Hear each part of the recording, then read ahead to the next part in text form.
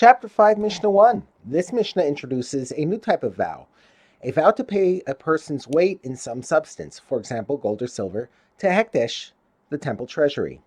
If someone says, I pledge to give my weight to Hekdesh, he gives his weight in whatever substance he specified.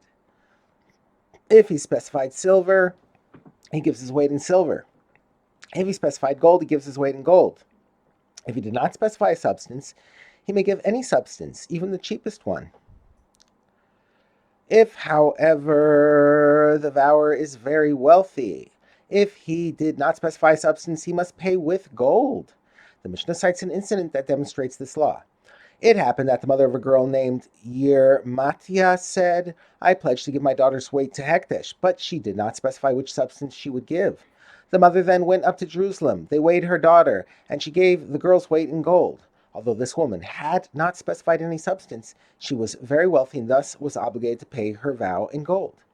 The Mishnah discusses a person who vows to donate the weight of a single lamb. If a person says, I pledge to give the weight of my arm to Hekdesh, he cannot simply rest his arm on a scale to determine its weight because such a measurement will not be accurate. How can he determine the arm's weight? Rabbi Yehuda says the vower fills a barrel to the brim with water and inserts his arm up to the elbow.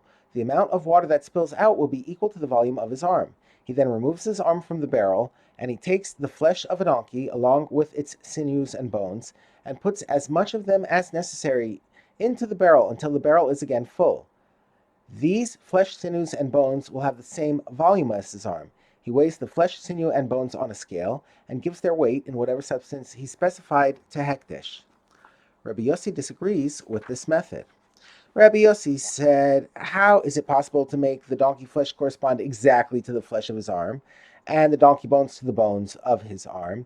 Even though the donkey tissue that he adds to the barrel has the same volume as the vower's arm, it is almost certain that the donkey tissue does not contain the exact proportion of flesh to bones as the arm contains. And since bones do not have the same density as flesh, if the proportions of bones and flesh are not the same, the donkey tissue will not equal the weight of the arm. Thus, measuring an arm in this manner will not provide its exact weight. Rather, we do not measure the vower's arm at all. We simply estimate how much the arm appears to weigh, and he pays that weight in the substance he specified.